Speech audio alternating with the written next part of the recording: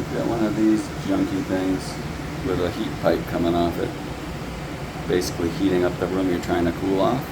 Wrap it in the foil bubble pack that you use for water heaters, and watch this difference. 103 degrees, and this is 71 degrees, 70 degrees.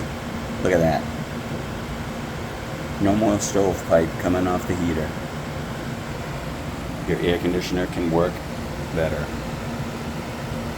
Even right at the unit, 72.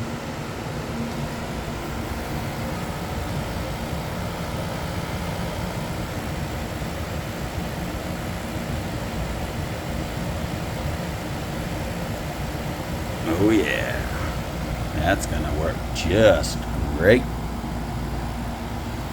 So, that's the tip for the day. Got one of these air conditioners that put off just as much heat as they do with cold air.